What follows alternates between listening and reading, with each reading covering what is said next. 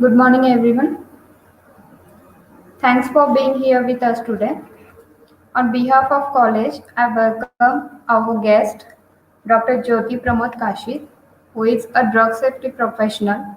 She has more than 11 years of experience in the pharmaceutical and healthcare industry. She has completed her bachelor's degree in alternative medicine from Rajiv Gandhi University of Health Science, Bangalore, and postgraduate diploma in clinical research from Catalyst Clinical Services. She has also completed MBA from Annamalai University, India. She has completed MSc in Communicating for Influence and Impact from University of Cambridge, London. She started her career as residential medical officer in multi-specialty hospital. Later, she moved to clinical research and drug safety profession and worked with Tata Consultancy Services on global safety assignments, Roche and AstraZeneca. Currently, she is working with Lundbeck Pharmaceuticals as a manager for Global Patient Safety Management, Singapore. She is responsible for providing a safety oversights on various drugs and at the same time, she is also managing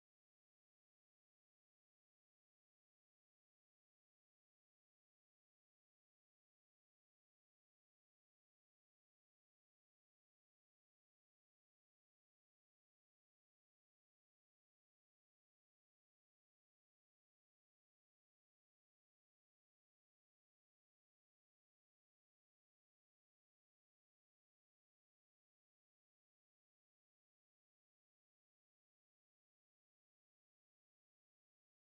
Sorry for the inconvenience, ma'am. She is responsible for providing safety oversights on various drugs, and at the same time, she is also managing a multicultural team of drug safety associates based in Singapore. She has a thorough knowledge on global pharmacovigilance guidelines and process and systems. Now I would like to hand over mic to Dr. Jyoti Kashid ma'am. Please guide us ma'am. Yeah, thank you, and thank you for inviting me for today's presentations. So I'll present my slides.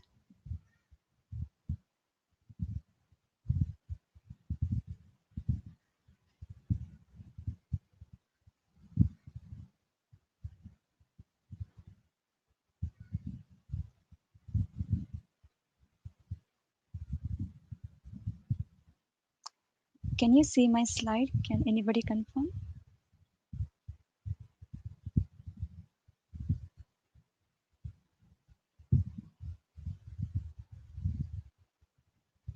Hi.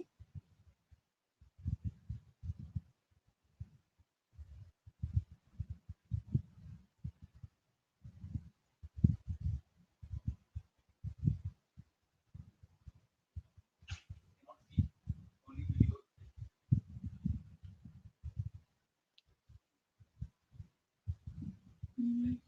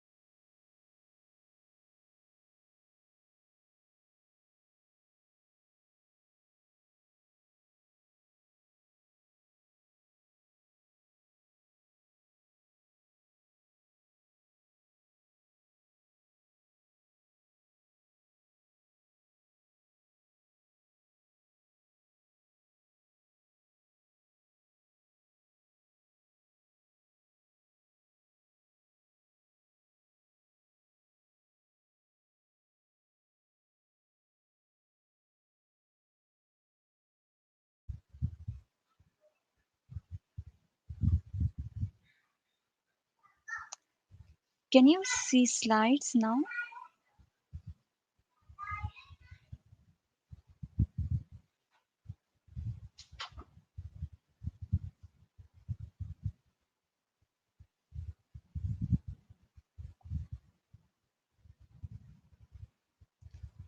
Can you see the slides?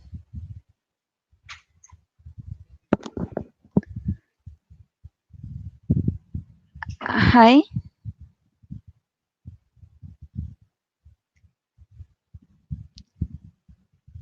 Can you hear me?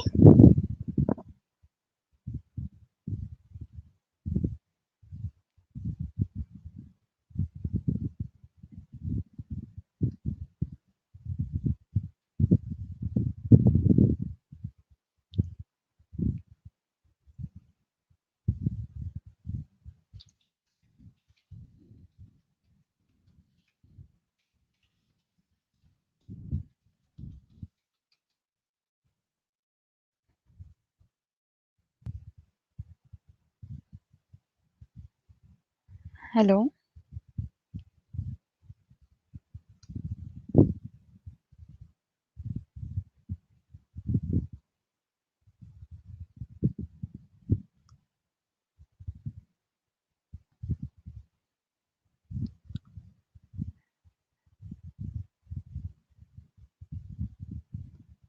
Hello.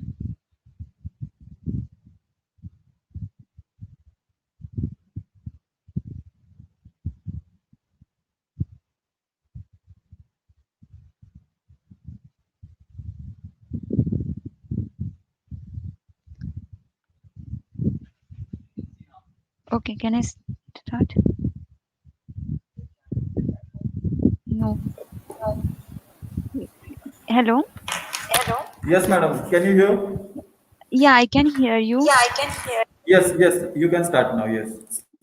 Slides are visible to everyone. Yes, they are visible. Yes. Okay, thanks for confirming. Yeah. Okay, so let's start for today's presentation. So, a very good morning to everyone. So, as we know, today is the World Pharmacist Day. So, I would like, before starting my presentation, I would like to wish you all happy Pharmacist Day. As we know, the theme for this year's Pharmacist Day is always trusted for your health. So we are really trusted for your health and all the care you take care for everyone on a daily basis. Thanks, kudos to all proud pharmacists working in the community, hospital, and industry. Yeah. So, after having my short introduction, I would like to give a quick overview about the Lundbeck, where I'm working currently. So, as we know that Lundbeck is a global pharmaceutical company specialized in developing innovative treatments for the brain diseases. So, for more than 70 years, millions of the people have been treated with our product and our development.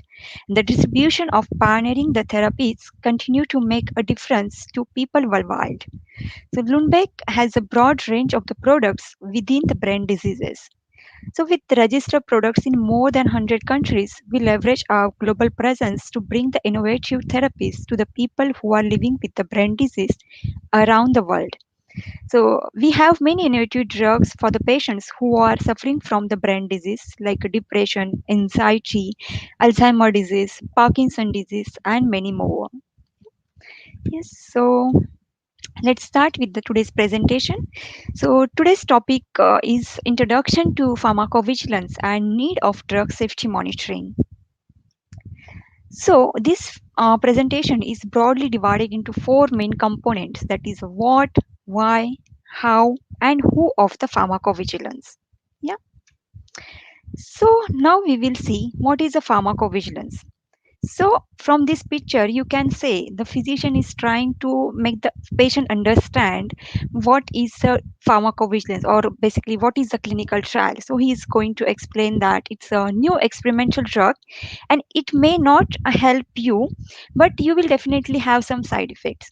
So, from this sentence, we can understand that there is some misconceptions about the clinical trials, about the new drug use. Yeah. So now I will try to rectify all those misconceptions from your side as well, and we'll see what exactly is the pharmacovigilance.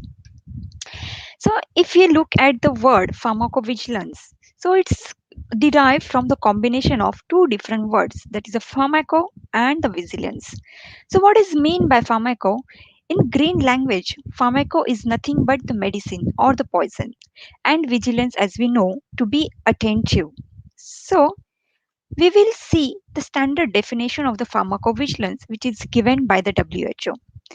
So, pharmacovigilance is the science and the activities relating to the detection, evaluations, understanding, and the prevention of the adverse drug reactions or any other drug related problems. So, here we have given more stress to four different words, the four more important words, that is the detection, evaluation, understanding, and the prevention of ADRs.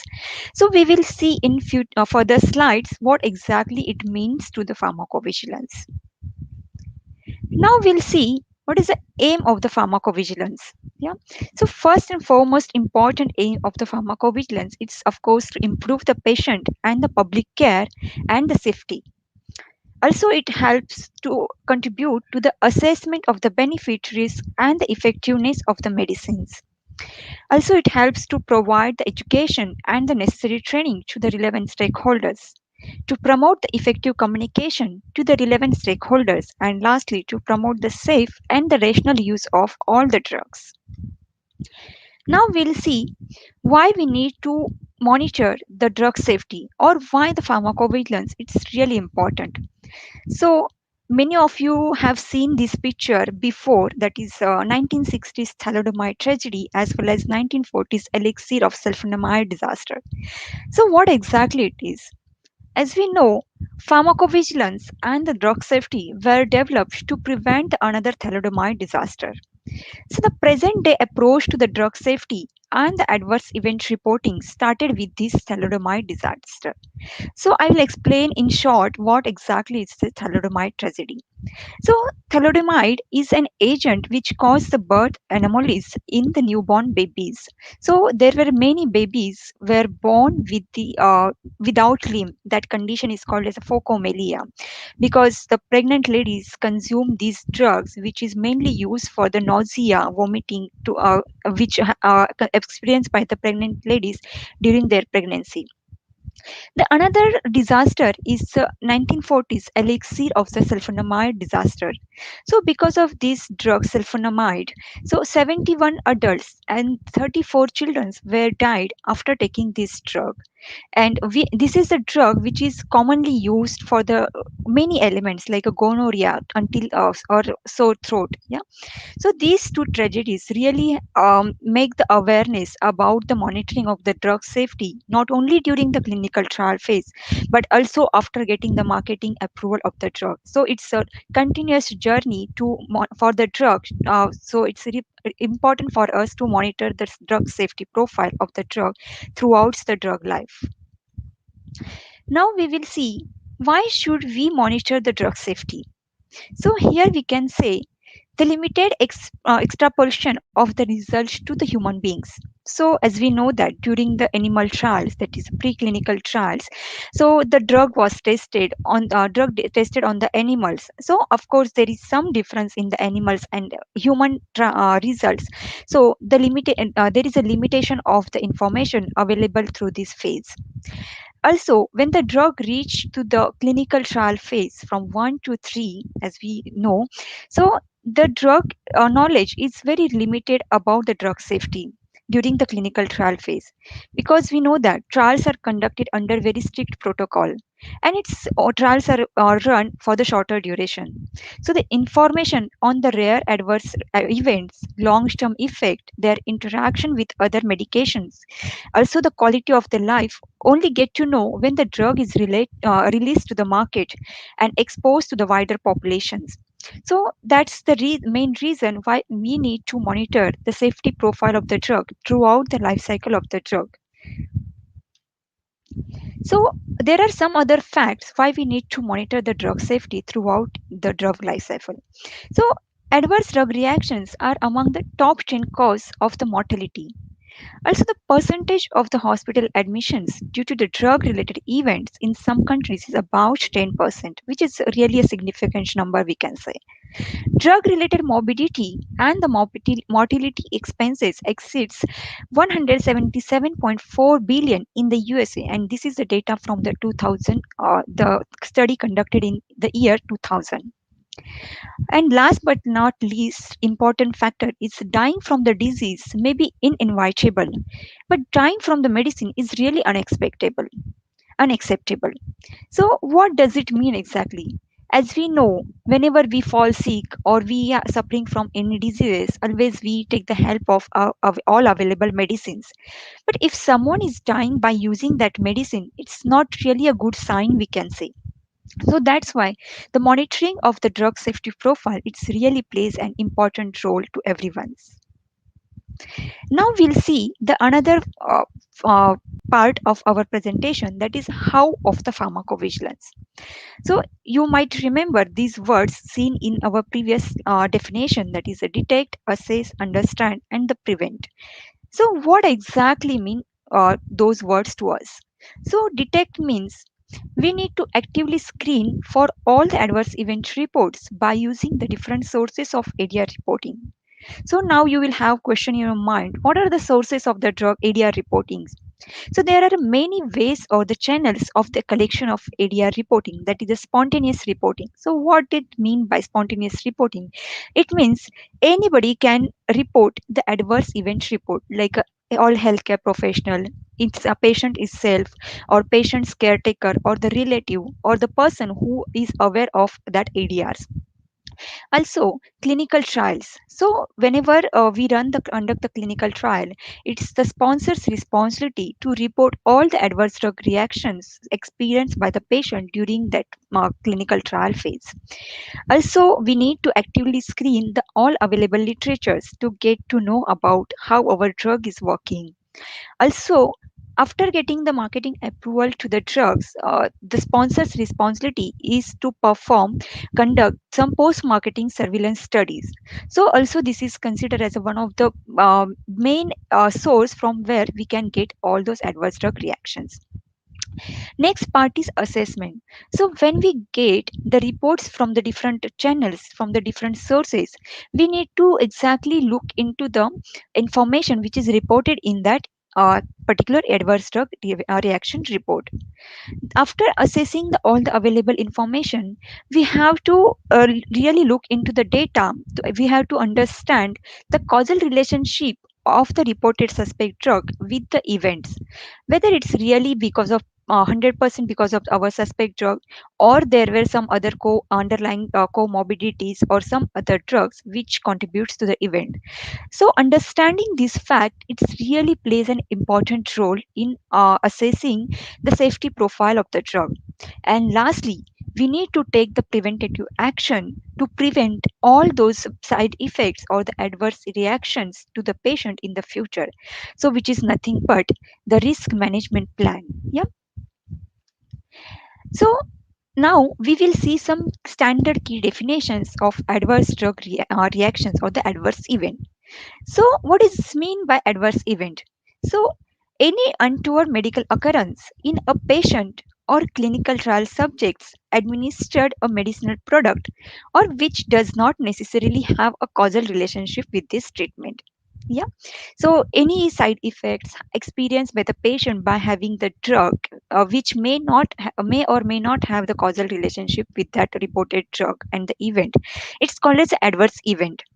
Whereas adverse drug reaction, a response to a medicinal product which is noxious and unintended.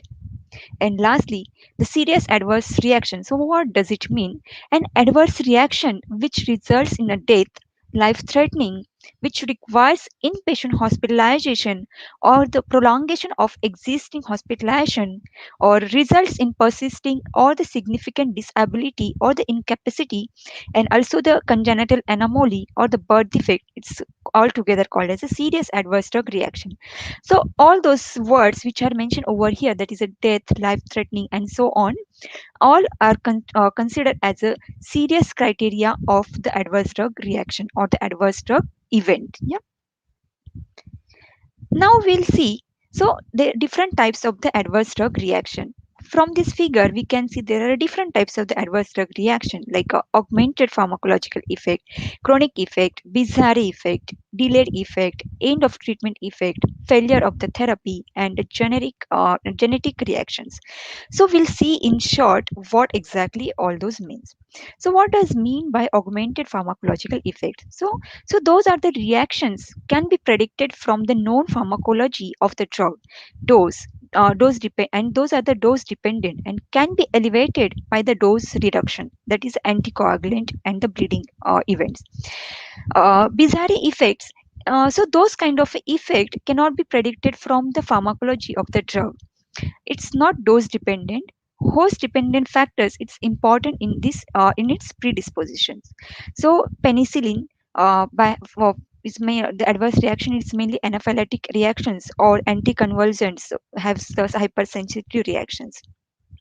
So what are the chronic effects? So the effect which occurs only during the prolonged treatment programs. Example, induction of the chronic use of the prednisolone, it causes the heterogenic Cushing syndromes. Now we'll see delayed effects. So those are the effect which occurs after many years of the treatment, and it can be due to the accumulation of the drug inside the bodies. So example for this, it's a chemotherapy. So which leads to the secondary tumors. Also analgesic which we use on a daily basis. That is more commonly that is leads to the nephropathy in the patients. Next is the end of the treatment effects. So those effects occurs on the withdrawal, especially when the drug is stopped abruptly. It's a phenytoin withdrawal leads to the seizures. And lastly is the failure of the therapy, which occurs when expected response to the treatment is not achieved. So we'll see some key definitions of the individual safety report. So what is meant by individual case safety reports? So adverse reactions report format and the content of reporting of one or the several suspected adverse reactions to a medicinal product that occur in a single patient at any specific point of time. Yeah. And here we can see some key factors which are required to have the valid ICSR which is reported to us. So what are the key factors here for this validity of the ICSR? First and foremost important is identifiable patients. So we need to have the information related to the patient who actually consumed the drug. Next important factor is identifiable event. So there must be a event experienced by the patient. There must be identifiable reporter who report the experience of that adverse reactions to pharma companies or the regulators. And last but not least, it's the identifiable drug, which is the main causative factor we can consider, which leads to that adverse drug reaction in a patient. So, in short, identifiable patient, drug, event, and the report. Those are the four main criteria needs for the validity of the ICSR. Now we'll see there are some special situations which needs to be reported to the pharma companies, and it's a pharma company's responsibility to accumulate all those knowledge and enter into a PSM, that is a periodic safety master report. Yeah. So what it is? That is overdose. So administration of the quantity of medicinal product given per administrations or the cumulatively which is above the maximum recommended dose according to the authorized product information, and the clinical judgment should always be applied in those kind of report assessment. So whenever the patient consumes the drug above its minimum level, then it can be considered as overdose report, and those also needs to be reported to the health authorities. Also, other special situation is the off-label use. It's the situation where the medicinal product is intentionally used for the medicinal purpose, which is not in accordance with the authorized product information. So, we, as per our always, whenever we prescribe the drug, we follow the package insert or we follow the core data sheet of the products. So, it has certain indications for which the drug got the marketing approval. So, when someone is using the drug intentionally or unintentionally out of that indicated indications, then it will be considered as off label use of the drug. Next situation is the abuse of the medicinal product. So persistent or the sporadic intentional excessive use of the medicinal product which is accompanied by the harmful physical or the psychological effects. So, when the patient use the medicine with some wrong intention, like in psychiatric diseases, brain diseases, the patient always try to commit the suicide. So, sometimes the patient consume whole bottle of the drug, so with the intention of having committing the suicide. So, which is the wrong intention we can say. So, whenever there is we get to know about such kind of experience situation, then it will be classified under this abuse of the medicinal product. And misuse of the medicinal product, where the situation the medicinal products intentionally and inappropriately used not in accordance with the authorized product information, so it is more or less similar to the abuse of the medicinal product. Now we will see the mainstay of the pharmacovigilance for the ICSR reporting. So, who should report the ICSRs?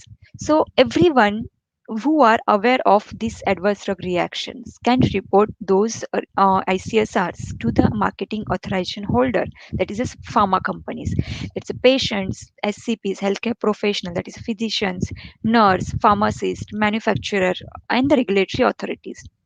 So next is what should be reported. So all the suspected adverse reactions, including which are known to be associated with the use of the drug, all the adverse drug reactions which are associated with the drug withdrawal, and the reports of the drug misuse, abuse, off-label use, lack of efficacy, and the medications error. So whatever we get to know about or update about the adverse reactions happened with that having the particular drug, all needs to be reported. So we don't have to worry about whether it's really needs to be reported.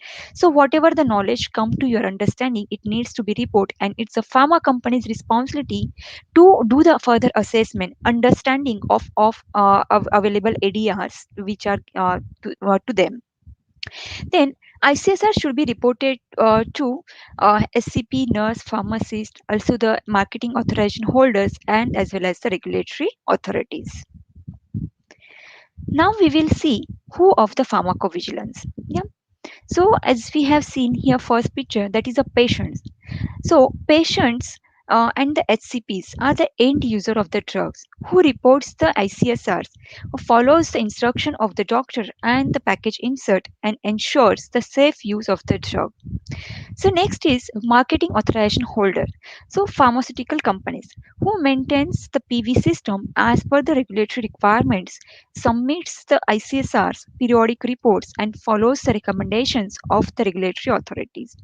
And lastly, but very important factor, it's the regulatory authorities who maintains the PV system in its territory, supervise all the pharmacovigilance activity of all the marketed drug, take the regulatory actions if required to ensure the safe use of the drugs. Now we will see the process flow of the pharmacovigilance. Here we can see there are the different channels from where we get to know about the drug safety profile and what exactly happens if we get to know about the drug safety profile. So starts with the ICSR. So patients, SCPs, nurse, pharmacist reports all the ICSRs through the clinical studies or the spontaneous reporting, solicited reporting, or through the literature articles to pharma companies.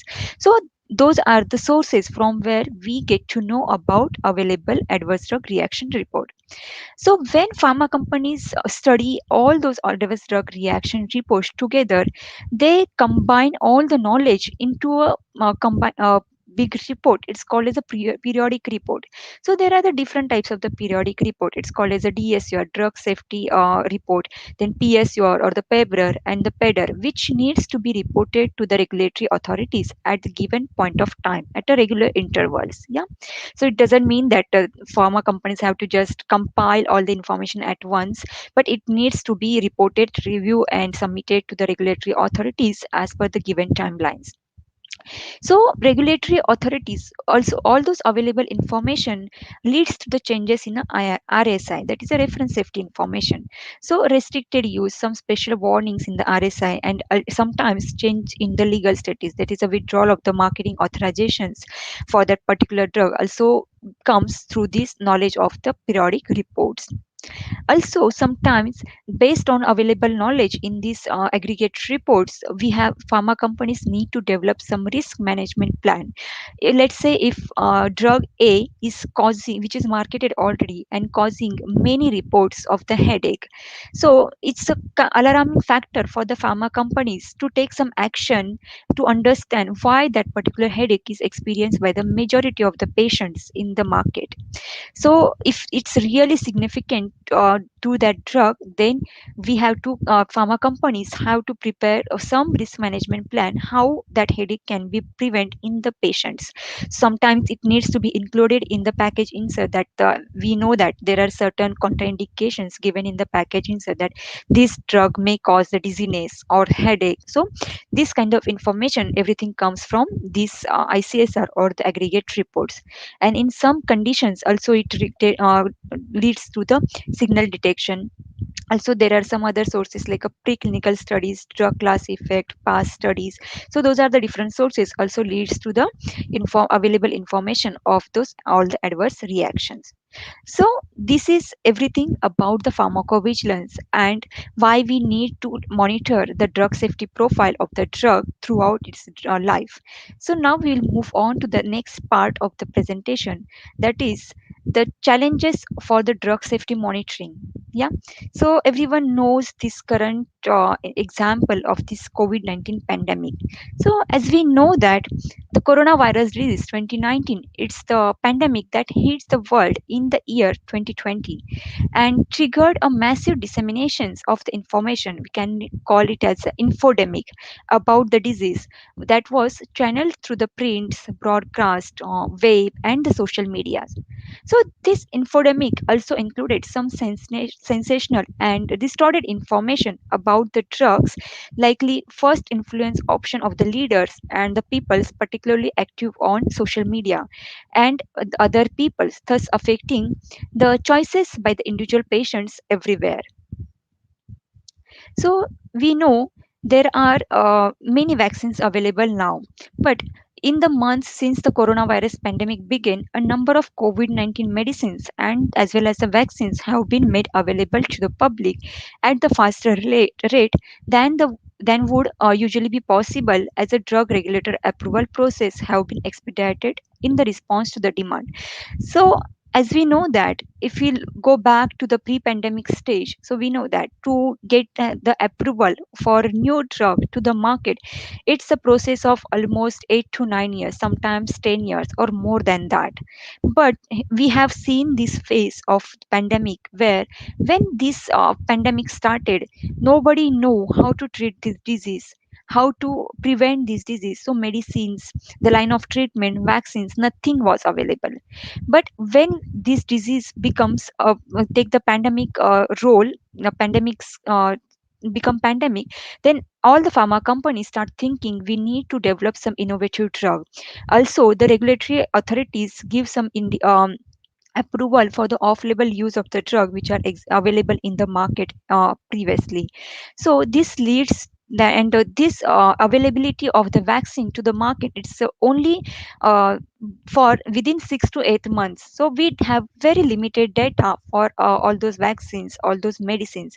So that's why we need to take extra precautions from the pharma companies as well as being the vigilant consumer or being in this professional, that is a pharmacist, physicians. We whenever we observed any adverse drug reaction by having these vaccines or by having this line of treatment which used for the COVID-19 situations, we need to actively report all those reports to the pharma companies or to the physicians so that the appropriate action will be taken on those all the available medicines as well as the vaccines.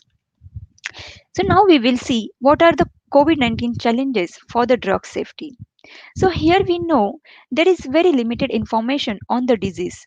Uh, its needs for the quick detection of the safety issues, need for the quick processing and the report of the safety issue, and lastly, management of all the misinformation and the fake news.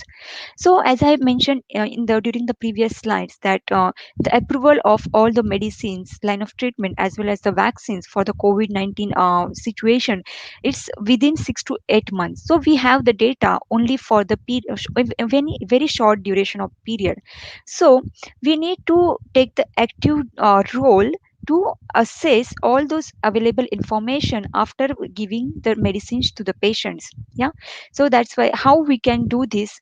So it's given below, that is active monitoring program. So we need to when as we know that all the countries are giving more importance in vaccinating their peoples so that at least they get some kind of immunity against the disease and it can prevent further the risk can be reduced at some extent. So to monitor all those adverse drug reaction after having these vaccines, we need to run some active monitoring programs.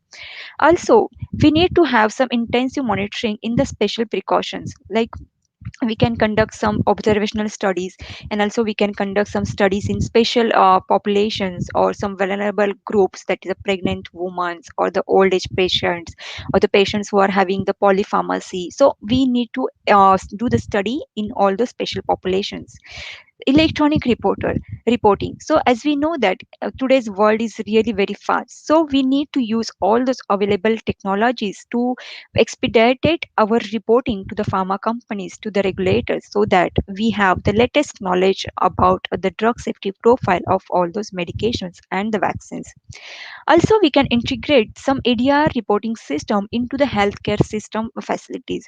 Like we can implement some tools in the database of the hospitals databases, so that whenever the hospital site experienced any adverse reactions reported by patients or observed in the patients, so they can directly have the access for the reporting channels and through where they can report all those ADRs at the ASAP. Also we can conduct some awareness campaigns about the vaccination. So you might have heard that some people are really don't want to have their vaccines because of some misconceptions that it's not the safe, or there is a death by having the vaccine and all those things. So we need to take the extra efforts to educate the peoples. Yeah. And lastly, it's effective communication. So being medicos, being a healthcare professional, it's our responsibility because we know the exact medical knowledge, scientific knowledge about that drug, about that vaccine. So we have to take the extra care to educate the peoples who are surrounding to us. So that's how we can mitigate all those challenge and have actually monitor the safety profile of the drugs. So next part is role of the pharmacist in ADR reporting. Yeah. So as we know that there are broadly two different types of the pharmacist. One is the hospital pharmacist and the one other one is the community pharmacist. So hospital pharmacist is the one who dispenses the prescribed medications and procures the keep records, provides the consults and the drug information to the patients and other SCPs. Whereas a community pharmacist who possesses a drug outlet such as a retail or the wholesale pharmacy stores where the drugs are sold, dispensed as per the prescriptions given by the patients, and also pharmacy can help to do the consultations and provide some information regarding how to use the drugs safely. Yeah. So, what is the role of the pharmacist in changing with the new era? So, now we will focus on the drug safety responsibility of the pharmacist. So, we know the globally ADRs is one of the leading cause for the morbidity as well as the mortality. So, recent review estimate that ADRs were responsible for at least 3.5% of the hospital admissions. And if you look further, so at least 1 in 10 hospitalized patients experience ADRs in the Europe. So ADRs are the fourth to sixth leading cause for the death in the USA. And it has been estimated that ADRs cause almost 1,97,000 deaths annually in the Europe. So we can see the extensivity or the significance of ADRs. So, uh, yeah, also it caused some economic cost associated with the ADRs. The scope of PV is to improve the patient safety, which includes the detection and the reporting of the ADR events. Also the medication errors, some counterfeits medications, substandard medications, some lack of efficacy of the medication, misuse or the abuse of the drugs, all those needs, also the drug drug interaction which needs to be reported under the ADRs. So however, the prime focus of the PV activities is remain on reporting the ADRs. So, in a spontaneous reporting system, is the most widely used system globally to report all those adverse drug reactions by the healthcare professional, drug companies, or patients themselves to the national authorities. Yeah. And regulating the PV activities in the countries. So, this spontaneous reporting system could improve the patient profile of a particular drug by detecting and reporting the ADRs which are that may not have been detected during the pre-marketing or clinical trial phase or even during the post-marketing phase of the drug. So therefore, it could be serve as a method of detection for the new, rare, or some serious ADR events. So one of the main advantage of this spontaneous reporting is that it applies to all the drugs and during its lifetime, and it's not limited to any specific period or the period of the study surveillance. So, what is exactly the role of the pharmacist in ADR reporting? So, it's evolved over the past decades and still vary geographically. So, the variation in the role of the pharmacist in the PV activities can be explained by the variations in the pharmacist role within the healthcare system across the globe. So, it can be a mere dispenser of the drug to the guardian of the drug safety and the patient's outcome. So, as the role of the pharmacist within the healthcare system continues to evolve, the ADR reporting is getting more recognized. And the hospital pharmacists are likely to more report the ADRs as compared to the community pharmacists. And this could be explained by the fact that the pharmacists with the clinical background have the greater awareness about this ADR reporting system and frequently engage with the prescribers. So, regular contact with the patients coupled with some access to the patient's medical records allows the clinical pharmacist at the hospitals to develop better understanding of other suspected areas.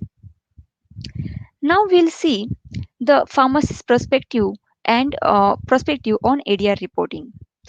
So, given both the community as well as the hospital pharmacist can play an important role in reporting the adverse drug reaction.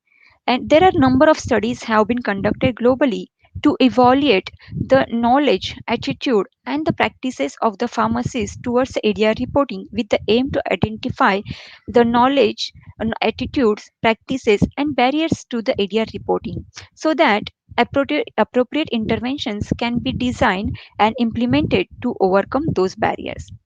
So, in general, the pharmacist expressed the willingness to report the ADRs and considers the ADR reporting is as a part of their professional responsibility. But there are a number of the barriers to the ADR reporting experienced by the pharmacist. And broadly, these barriers can be classified as a health system related barriers and the individual pharmacist related barriers. So most commonly reported barrier is lack of knowledge about the local reporting guidelines and the policies. The another cause is the establishing the causality of the adverse event with the suspected drug and also establishing the seriousness criteria of the area. So as the pharmacists are really afraid to report because they don't have the knowledge that what needs to be reported, to whom needs to be reported, or they feel that if we have to report some areas, we have to provide some causality about that suspect drug and adverse event, or we have to give the seriousness criteria to the reported event. So because of all those misconceptions, they fail to report the adrs to the pharma companies or to the regulatory authorities. So another well and documented misconception among the pharmacists is only we have to report serious adrs or the new adrs. So if there is a ADR reported previously, they miss to do the perform the follow up on those reported ADRs, and which leads to the incomplete assessment of that case by the pharma companies. So so now remember, whenever you get to know about any adverse drug reaction experienced by anyone, you can report it directly to the pharma companies or to the regulatory authorities as per available knowledge. So pharma companies will do the assessment of that available information, and if they need any additional information, of course they will reach out to you. So that's why identifiable reporter is considered as one of the valid and the foremost important factor in reporting the ADRs. Now we will see what are the strategies were taken to improve the ADRs. So strategies for improving the ADR reporting should be targeted at both at the healthcare system level as well as the individual pharmacist level. So in addition to encouraging the pharmacist to report the ADRs, their knowledge as well as the skill deficits in detecting and reporting the ADR should be fulfilled through the continuous professional development programs. So continuous knowledge to the pharmacists is really plays a very important role. So also some changing behaviors and attitudes towards the ADR reporting is also an important factor. And on the health system level, to engage the community pharmacist more in ADR reporting, providing the community pharmacist with the access to some medical patient's medical and the medications history, which will enable the pharmacist to establish some causal relationship between the drug and the ADRs. So introduction and integration of this electronic area reporting system with the hospital information system can also help to improve the spontaneous reporting areas. So to conclude today's presentation, so what we have learned, the pharmacovigilance is a continuous process. Active involvement of all the stakeholders, it really plays very important role. Transparent and the scientific approach is the key to ensure the safe use of the drug.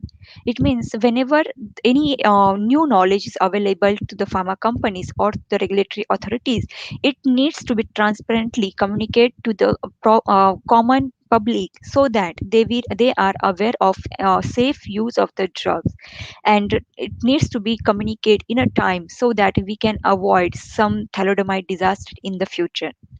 Yeah, so that's the end of my presentation. Now I will open the floor for some questions. I will stop sharing from my side. Thank you, ma'am. Thank you for your valuable words. Thank you for Thanks. your timing. We'll move towards our question and answer sessions. So, Yeah. question is, what is ICSR? ICSR individual case safety report. So where we have to capture all the information related to the identifiable patient, identifiable reporter, drug, as well as the experienced event. So when we combine all those information in a report, it's called as a ICSR. Okay.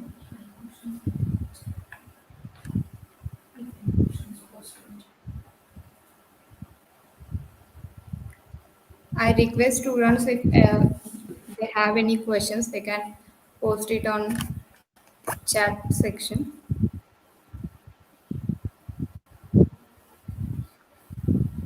Okay, ma'am. I would like to ask question on behalf of our student. I just want to know Yeah. about case study. What is case study? So case study is nothing but doing the assessment of the reported ICSRs. So as I mentioned, there are the different sources from where we get to know about the adverse drug reaction report, like a spontaneous reporting, clinical trials, or the screening of the literature articles.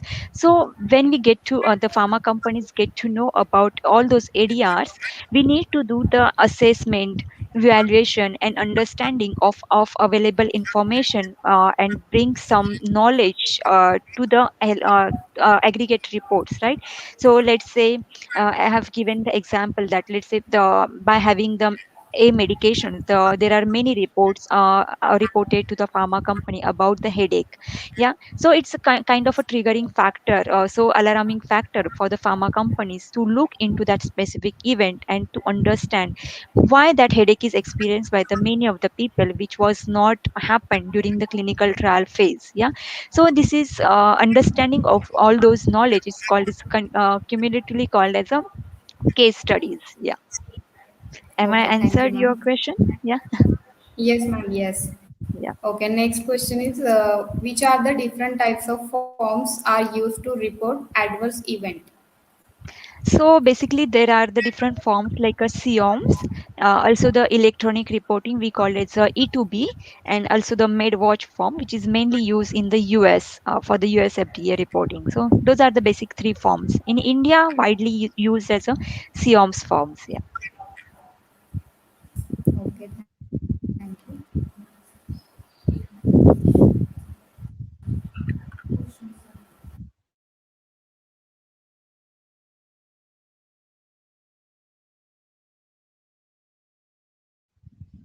So any other questions?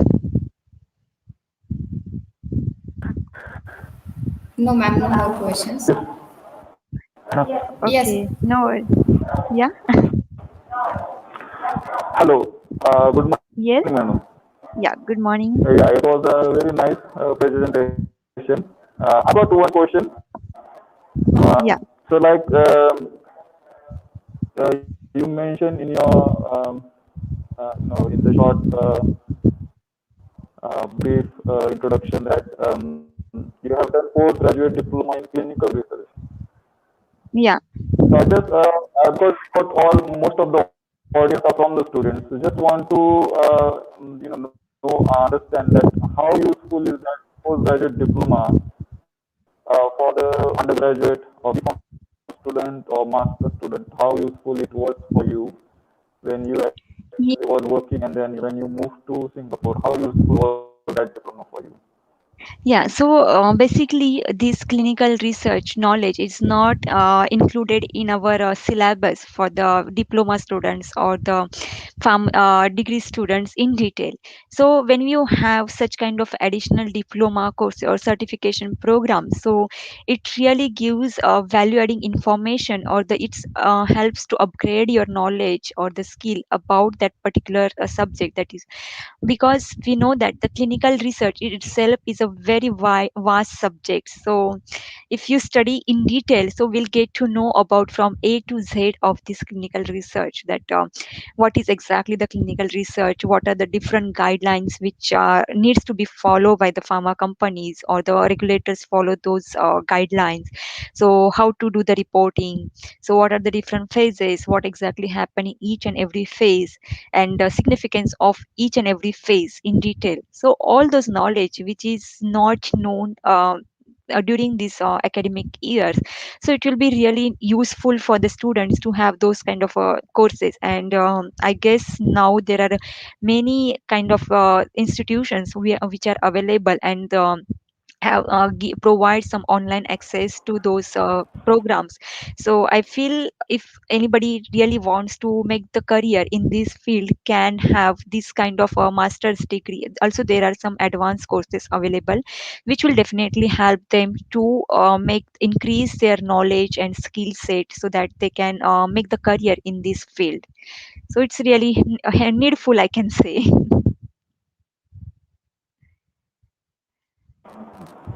Thank you, madam. Yes, thank you.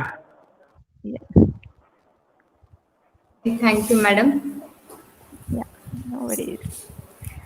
But Okay, if on you have behalf of entire institute, I would like to thank you from bottom of my heart. Thank you for your valuable words and time. And I would like to thank our principal, Dr. K.V. Ottari sir, Dr. Praveen Vade sir. Thank you. It would be incomplete without your presence and your inspiring words. Thank you, our teaching and non-teaching staff and students, for your helping hands in this program. Okay. Thank you all. Thank you, ma'am. Thank you so much. thanks a lot.